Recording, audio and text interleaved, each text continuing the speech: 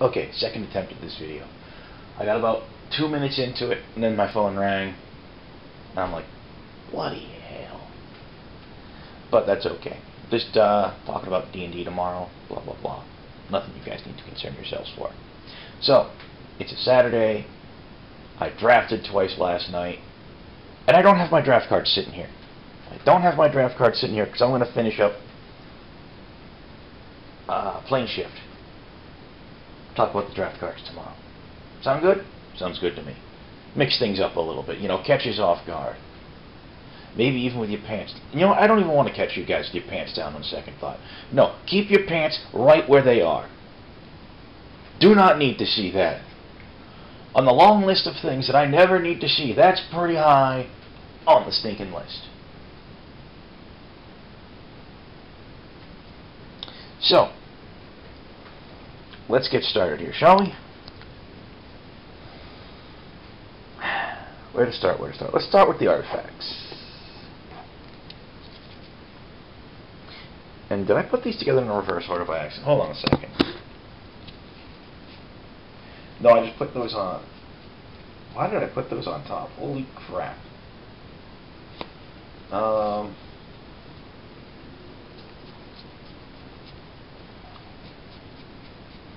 I know why they're in this order, because I brain farted and just alphabetized the whole list instead of sorting them by mana cost first, which is my usual way to do things. There we go. That's better. Yaha! I have thumbs and am better than chimp. And the banner on this thing's run low, so I'm going to try and be quick about this. Mana Shillix, basic mana fixer, 1 to cast, 1 to tap, 1 mana, color choice. Oh, well. Once it's good. Star Compass, 2 colors, comes into play tapped. Taps are 1 mana of any color a basic land you control could produce. It's kind of interesting. Skyship Weatherlight. This was a little bit on the complicated side. Comes into play, you tutor for any number of artifact and or creature cards and exile them. Then shuffle. 4 colorless, tap. Choose a card at random that was removed from the game with Skyship Weatherlight and put that card into your hand. It's kind of interesting. It's almost like playing with a second deck that you can only draw through from the Weatherlight. It's alright. It's kind of interesting. Stratodon. It's a 10 mana for a 5/5 trampler, costs 1 colorless less for each basic land type amongst land types you control. At best, that's a 5/5 trample for 5. For an artifact creature, that's not bad. Normally you'd expect to pay, especially at that time, around 6 or 7 for something like that. Maybe as much as 8. On a practical level, this rarely costs less than 7. Often 8. And in draft, a lot of people just didn't play it. So usually better options. Draco! Artifact creature dragon, 9/9 flying. It costs 16 mana. Costs 2 cost less to play for each basic land type amongst lands you control. So if you're paying more than 6 for him, you did something horribly wrong. Because if you could pay 16 mana, and you don't have all those land types out, you've got some sort of weird mana engine going where you don't even care how much he costs. Oh, and during your upkeep you have to pay 10 mana or sacrifice him, and that cost is reduced by 2 for each land type you control. Well, each basic land type you control. So you can actually drop his upkeep cost to as low as nothing.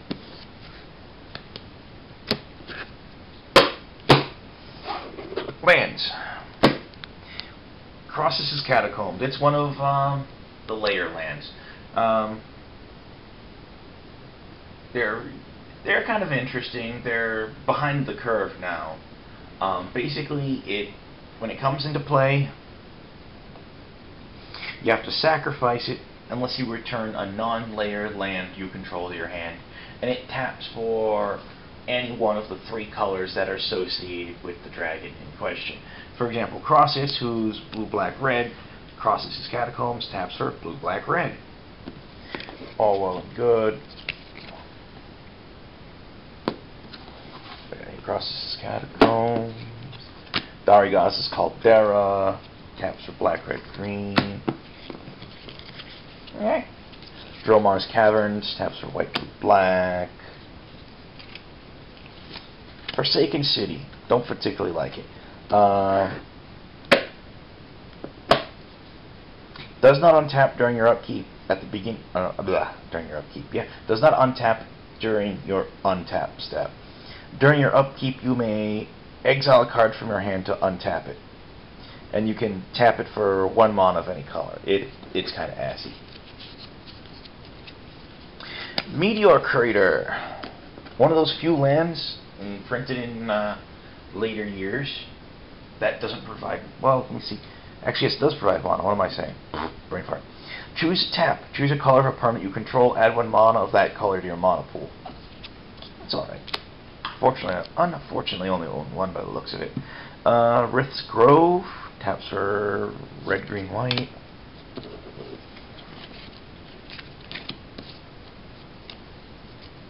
Terminal Moraine. Here's an interesting one. It's sort of like Terramorphic Expanse, or it's Eldrazi era cousin.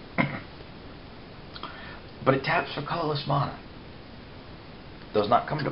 However, you can pay 2 colorless, tap and sacrifice it to tutor for a basic land, put that land to play tapped. It's kind of interesting, actually.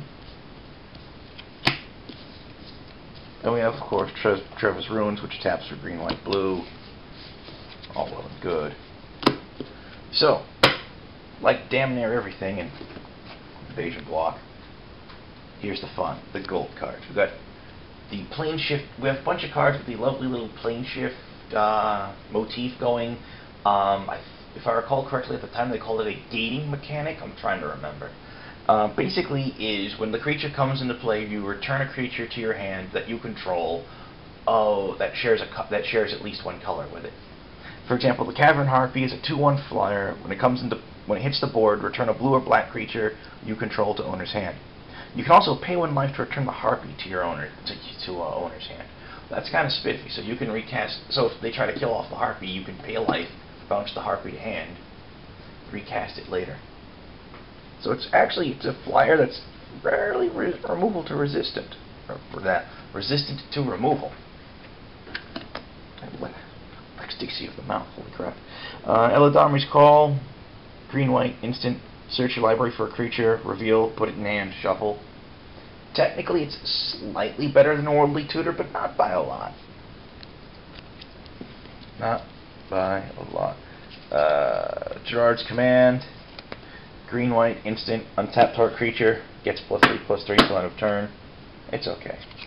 Horned Kavu. Here's something that'd go great with the, I think it was the Kavu Monarch, was the one from Invasion that got counters whenever a Kavu hit the board under your control. 3/4 for a red and a green. When it hits the board, return a red or green creature to your hand. Yeah. Play the Horned Kavu, bounce himself, cast him again, whatever. It's okay. That Kavu's getting huge. Hull Breach. Red-green. Choose 1. Destroy target artifact, or destroy target enchantment, or destroy target artifact and target enchantment. You can't go wrong. You just can't.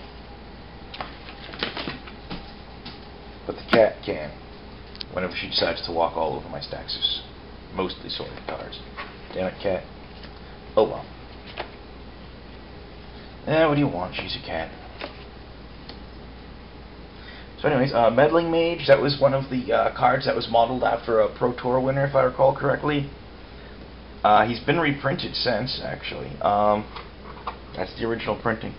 2/2 comes to play, name a non-land card, the named card can't be played. That's pretty nice.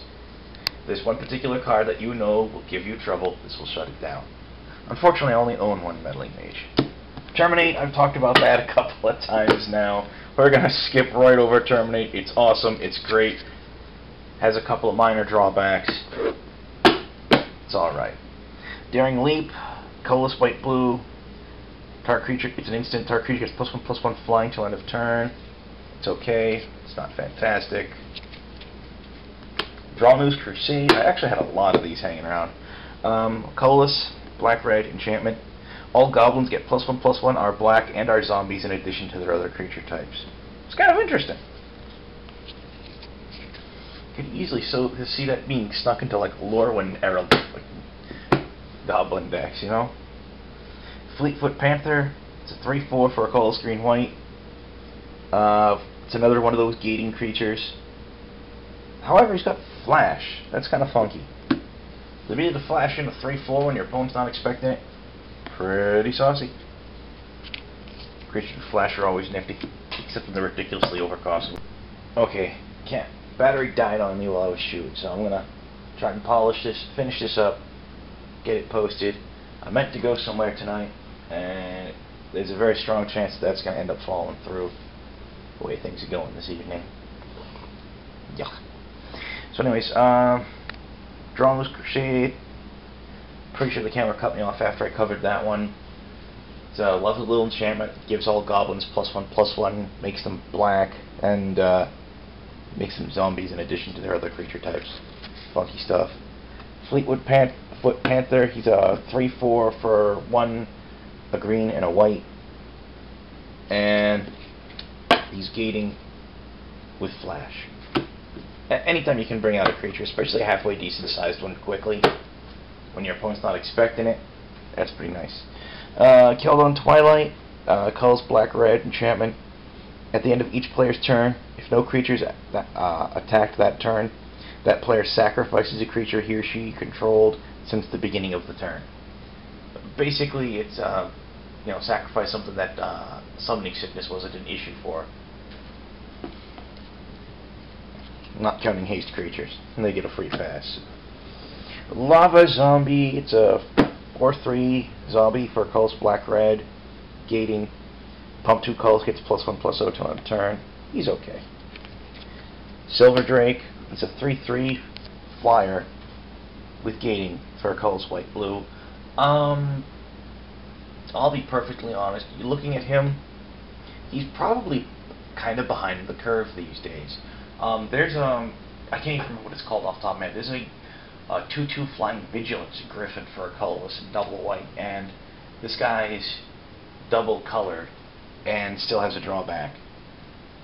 Drops the vigilance, gets +1/+1. Yeah, I think he's a little bit behind the curve. Not a lot behind the curve, but a little bit.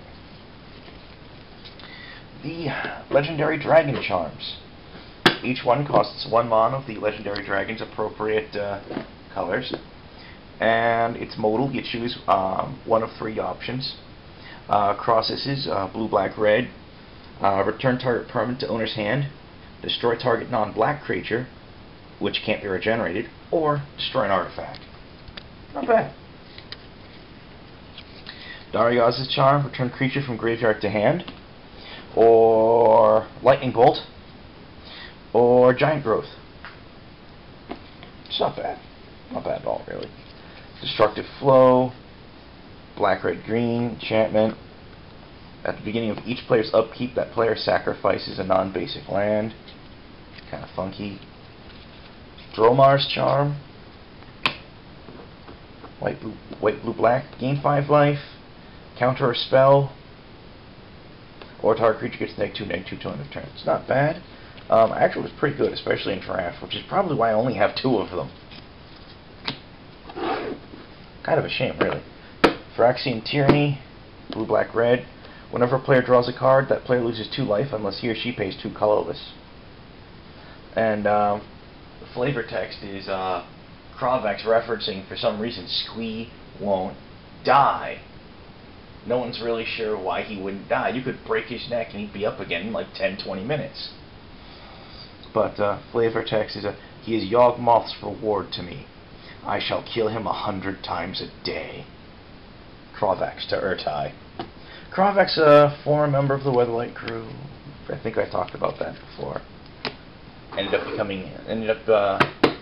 becoming the overlord of the Demiplane of Wrath. Blah blah blah blah blah. Radiant Kavu. Red, green, white, 3/3. Pay red, green, white. Prevent all combat damage. Blue creatures and black creatures would deal this turn. It's interesting. Rith Charm. Red, green, white. Destroy target non-basic land, put 3/1/1 green sapling tokens into play, or prevent all damage source of your choice with deal this turn. It's kind of interesting. Actually, it's one of the few times you get instant speed land removal, too. Trevis Charm. Green, white, blue. Destroy target enchantment, or remove target attacking creature from the game. Exile these days. Or draw a card and discard a card. It's not bad. I think it was mostly used to exile creatures. Ancient Spider. 2 colors, a green and a white for a 2/5 first strike reach. And I only own one of them. But actually, that's not bad. It's not a bad card. Don't know if I'd ever play it again, but well, it's not a bad card. Cloud Cover. 2 colors, white, blue. Whenever another permanent you control becomes the target of a spell or ability an opponent controls, you may return that permanent to its owner's hand. Basically, whenever your opponent targets something of yours, other than the Cloud Cover itself, you can bounce it to your hand. That's not too bad, actually. It's not too bad. And if you have 2 Cloud Covers, they cover each other. Doomsday Spectre, sadly only own 1. He's a 2/3 flyer for 2 colors, blue, black, gating. And, oh yeah, if he deals combat damage to an opponent, look at their hand and choose what they discard. Only 1 card, of course. But that's pretty saucy, though, you know. Chosen discard is the most powerful kind of discard. And then close on its heels is random discard. And then behind that is discard of the player's choice. Marsh Crocodile, he's a 4/4 for 2 in blue and black with gating. When he comes into play, each player discards a card. He's okay. And that's... stop. There we go. And at the timer I had set on something. Hold on a second, fellas. Put the camera down. That.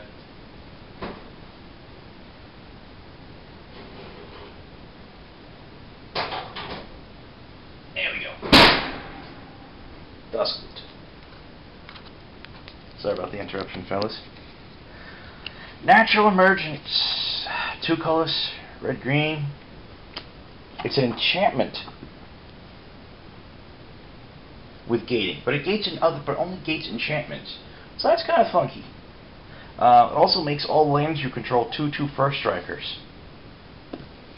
Well, that's kind of saucy, huh? Sawtooth Loon, he's an interesting one. He's a 4 mana, 2 blue, 2 colors, white and a blue for a 2/2 flyer.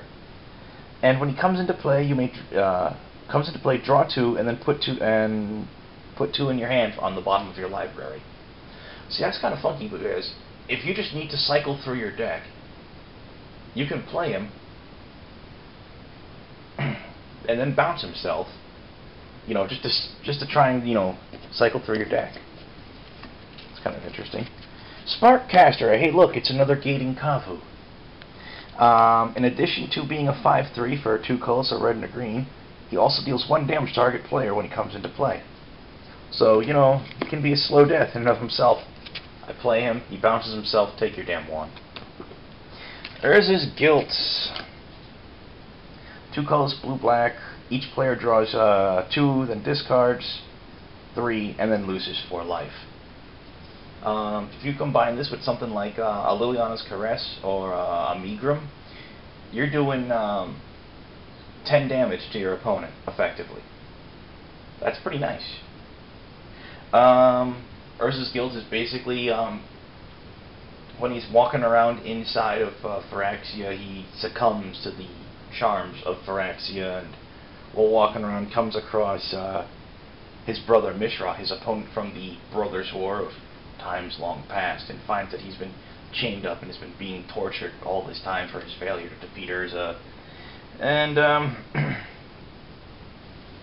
yeah, Urza's a jerk, because that wasn't enough to shake him out of it.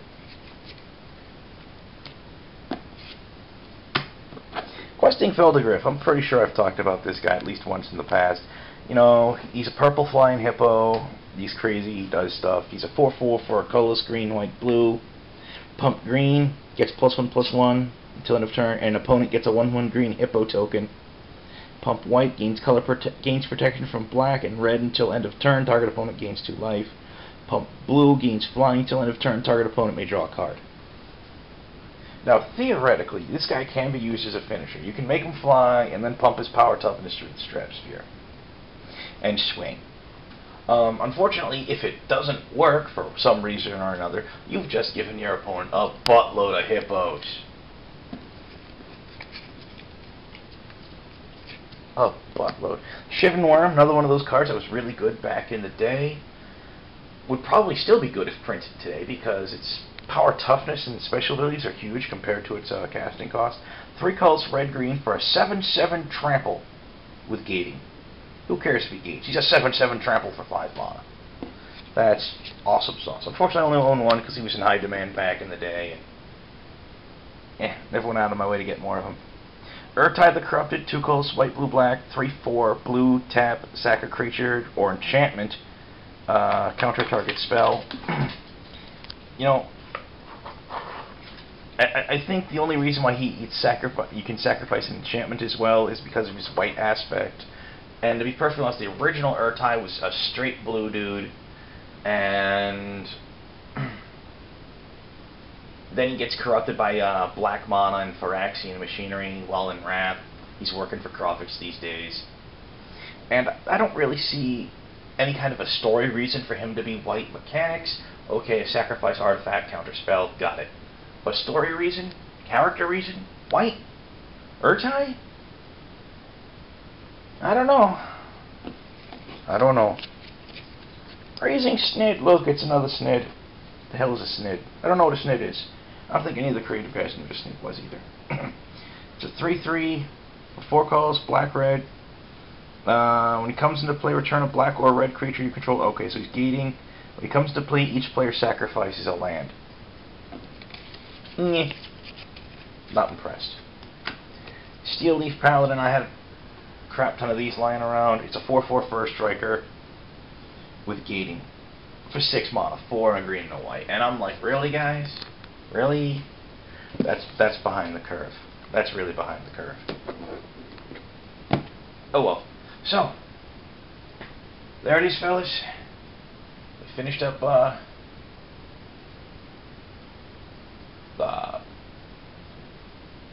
now I'm trying to brain farting on the name of the damn set.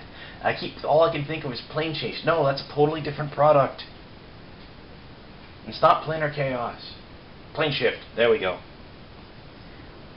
Too many damn names. Stop using the word plane in set names and promotional stuff, damn it. You gotta give me a cerebral hemorrhage there. I don't know. Alright, I'll catch you guys tomorrow. Be good, fellas.